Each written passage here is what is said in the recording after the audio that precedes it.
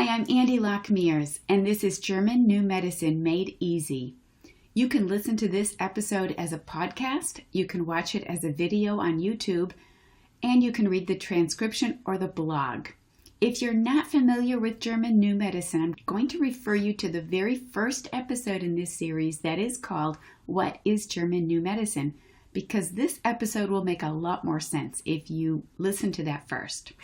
I've heard from quite a few of you since I made my very first coronavirus podcast.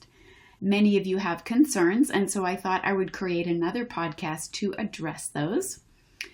I will be talking about conspiracy theories and Italy, and I'll also end with some tips for you and your families.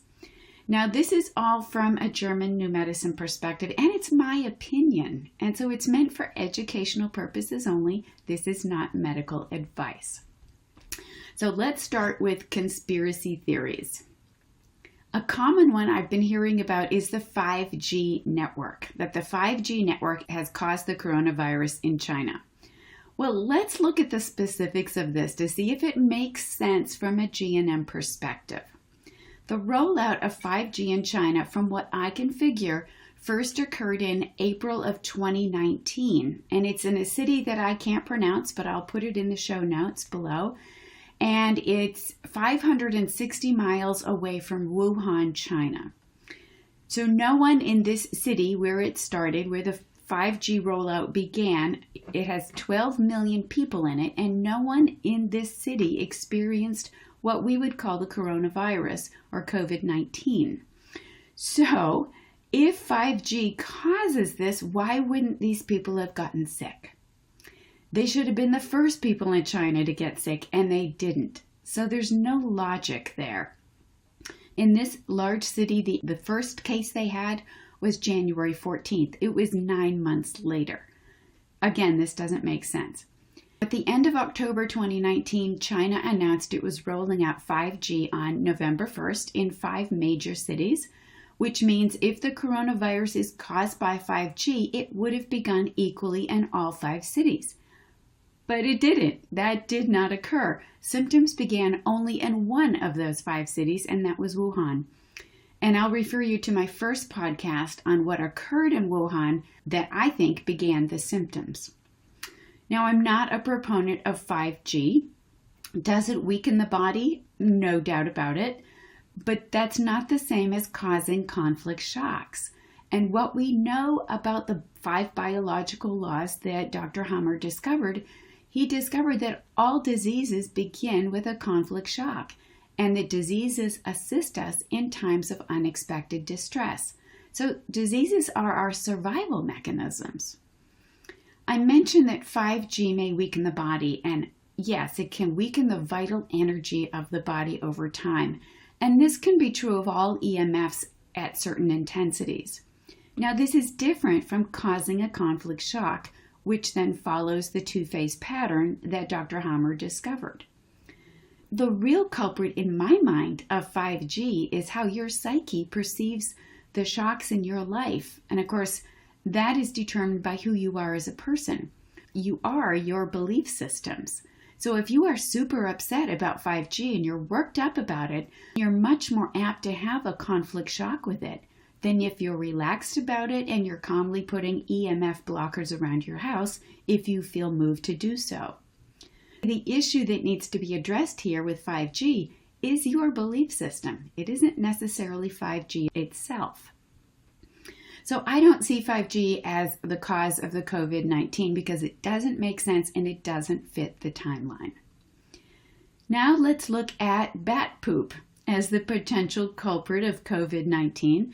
And we'll also look at the genetic manipulation of the coronavirus as a bioweapon. And these are actually kind of similar from a G&M view. The belief is that the supposed coronavirus was manipulated in the biolab in Wuhan and made into a bioweapon that was intentionally or accidentally released in Wuhan. And it's a similar principle to the bats that live in Wuhan who supposedly have the coronavirus in their poop, and thus they spread it all around the city, and that makes people sick. All right, so let's look at this from a G&M perspective. First of all, Both of these have the premise that, number one, viruses exist, and two, they make us sick when we come into contact with them. Neither of these is accurate. I'll refer you to Virus Mania, which is a book and now a PDF that you can get free on my website, on my BioHealthWorks Institute website, and that's in the show notes. It gives you real information from real scientists about the particles that other researchers are saying are viruses. So if viruses don't exist, which is what the premise of Virus Mania is, then what are doctors looking at under the microscope? Well, they're looking at strands of polypeptides, of proteins that our bodies create. They actually don't really look for these. They look for what they call antibodies, which are also made of protein. There's a lot more of this in Virus Mania, so I'm going to refer you to the book because those are the scientists. I am not. Let's get back to bat poop and bioweapons, two exciting topics. So the bats in Wuhan are not spreading the coronavirus because the coronavirus doesn't exist. There's really nothing more I can say about this. The people in Wuhan who displayed these first symptoms were in the healing phase I described in the first podcast. And the spread of this is due to the territorial fear. That's what's spreading, is the fear. Let's look at bioweapons. And first I want to start with a story. Now, Americans have this thing. It's this belief that if they go to Mexico to vacation and they drink the water, they might get Montezuma's revenge, which means they'll have massive diarrhea and they'll blame it on the water. However, this doesn't happen to everyone who vacations in Mexico and drinks the water. Why not? Because water is not the culprit. For the people who have diarrhea, they just resolve their indigestible morsel conflict. So maybe they've been hating their job for months and they've been looking forward to this escape from the daily grind by going to Mexico.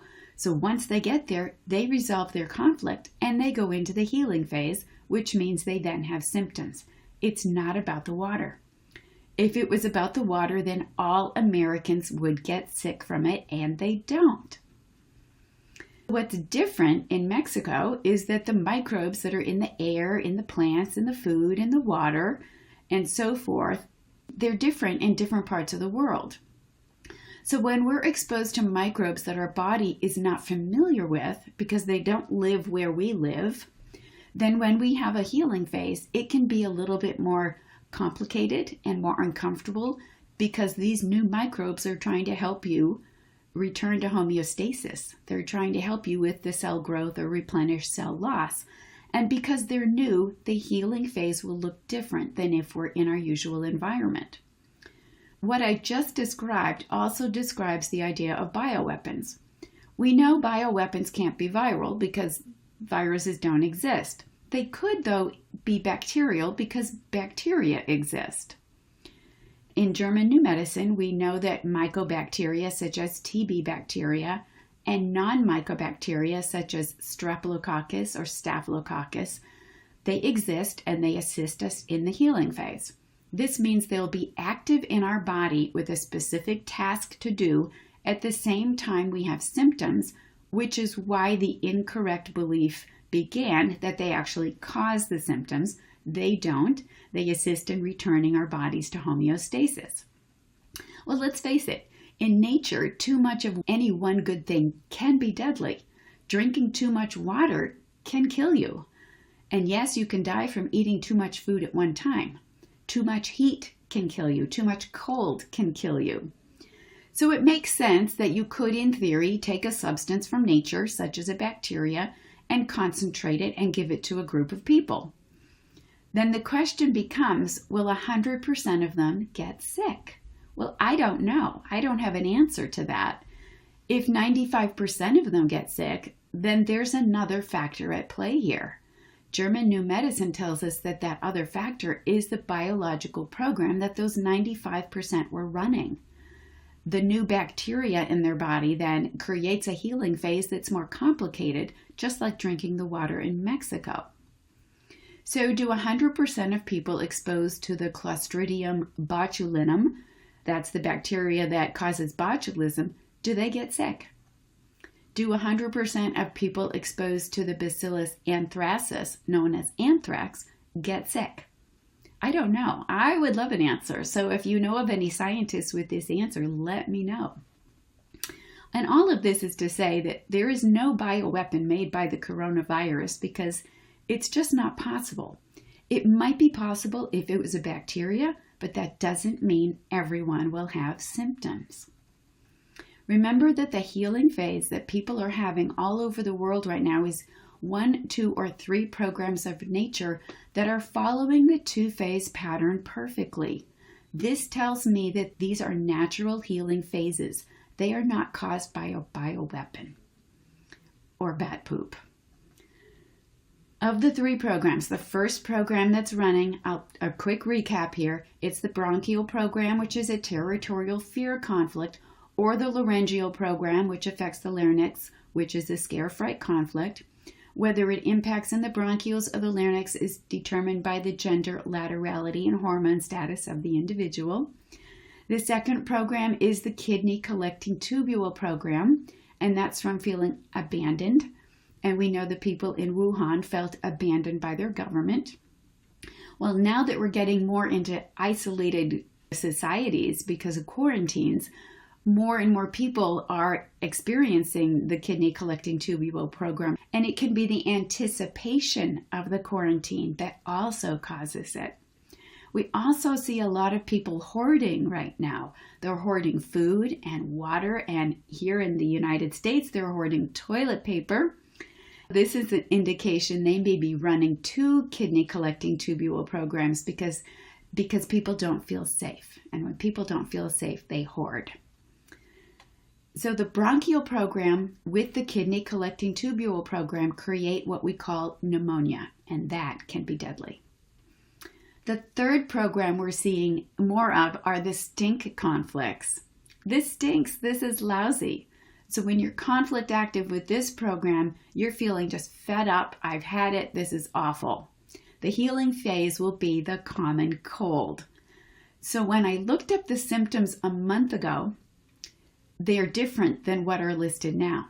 And I'm seeing that more stink conflicts appear to be on the rise, which I think is a good thing because it's a common cold versus bronchitis. It's less intense, less uncomfortable in many ways. Now, I promised some folks that I talk about Italy because it was the second country in the world to have an increase in the coronavirus. And its death toll has now surpassed that of China. So let's look at that. Why was Italy hit so hard after China was? And I'll share with you what I've been able to figure out, but let's first look at the numbers. The cases in Italy, the first case was in January 31st. It was 2 people from China. I believe they were from Wuhan, and they were visiting in northern Italy. By January 9th, they had 3 cases. Another person from Wuhan, an expat from Italy who came from Wuhan to go back to northern Italy. By February 16th, they had 6 cases. By February 21st, they had 20. By February 28th, they had 888. So we see a big jump between the 21st and the 28th.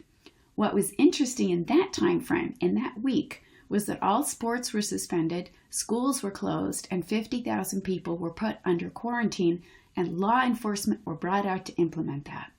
That is fascinating, and it's a big clue. We'll come back to that.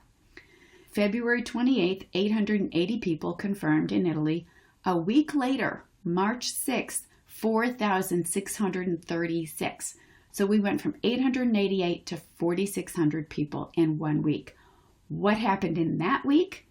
All the schools were shut down, the university, no spectators at anything, and more quarantines occurred. Then we look at March 12th. A week later, we went from 4,600 on March 6th. On March 12th, there were 15,000 cases confirmed. And what happened in that week was that the entire country was quarantined. So here's my theory. Remember, we have symptoms after the conflict has been resolved, which means large amounts of people resolve their conflicts during those times and right around the same time. So my theory is that when they were put into quarantine, They got out of fear because they think it's something that spreads. It's like, oh, okay, we're under quarantine. Nothing's going to come in. Nothing's going to go out. We're safe now. And somehow, by feeling safe, they resolve their conflict, and that put them into the healing phase. That's what I can figure. So what do you think? Let me know, especially if you live in Italy. So what is going on in Italy now? Remember, it started in northern Italy, and from what I can tell, there's a lot of economic and political turmoil in Italy, but that's been going on for years. We also saw that there were floods and landslides in October of 2019. Could there have been some conflict shocks there? Possibly. But truly what we're looking at is the fear. The first 3 people had come from Wuhan, China. People heard that, and the fear, I think, started their conflict shocks. So it's fascinating how we see this changing around the world as we see the fear spreading. It looks like quarantines help people to resolve their conflict shocks, which simply means we'll see an increase in the number of people diagnosed. The types of testing they're doing is affecting the numbers as well. So let's talk about what do we do. Quarantine, I don't think is the answer, and I'm not the one in charge. So it will put people into resolution and they'll go into the healing phase.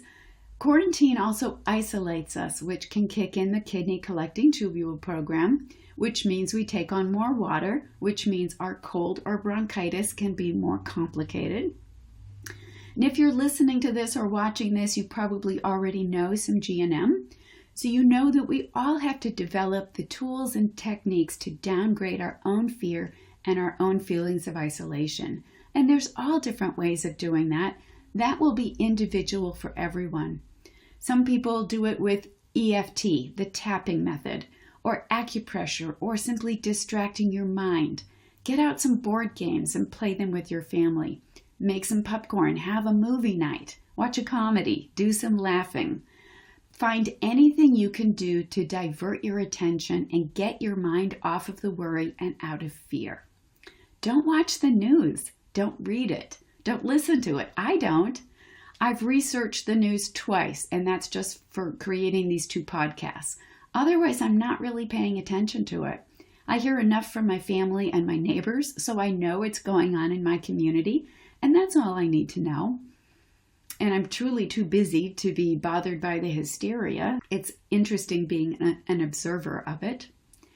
I do recommend developing a network of people that you can trust, that you can talk with.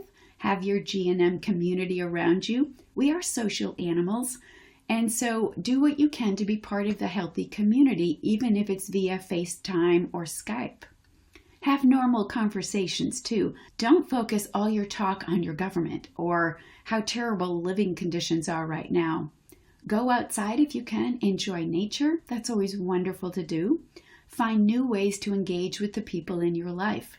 You've probably all seen the videos of people in Italy who are singing to each other from their balconies. And that's what we need to do right now, is to find new ways to be together in the world. And lastly, of course, I'm going to encourage you to increase your knowledge of German New Medicine to a greater degree so you can continue to process being out of fear. And yes, I offer online programs. Anyone can take them at any time. So check out my websites. I'll put those in the show notes. And please sign up for usagnm.com for their mailing list, because we are creating resources for people as well that will go out soon. I caution about sharing German New Medicine with others at this time. The sheer mass of healing symptoms right now has created a group consciousness of fear, and our governments are making changes in regard to that fear. And if you don't follow your community's guidelines, you can be ostracized. So not everyone is open to hearing new ideas right now. They're in too much fear, and they're trying to follow the rules because they think if they follow the rules, they'll survive. And we don't need more isolation, especially those of us who know GNM. And you don't need somebody getting into your face telling you you're not following the rules, right? So follow the rules where you live and share compassion with everyone you encounter. Everyone's doing the best they can. And when they're overrun with fear, that is unfortunately the best they can do right then. If you have an opportunity to introduce G&M, go for it, but wait for that opportunity. You know G&M. You can do your best, and your best might look better than folks that are in fear right now. I do a silent, namaste to everyone. When I see them, if I walk past them and I see a panicked look on their face that I maybe walked a little too close or something, the God in me acknowledges the God in you, and I see the divine in every one of us. And that helps me to just understand their fear and acknowledge it, but not get caught up in it. Learn to engage with your loved ones in new ways. Eat whole foods that are healthy, not processed, so your body has plenty of vital energy. Take every day as it comes with good intentions. And if you're in the healing phase, stay out of fear and support your body. It knows exactly what to do. Settle into this journey as calmly as you can, because that's what it is. It's a new journey for each of us to discover new ways of being in the world. So thanks for being here, and keep in touch.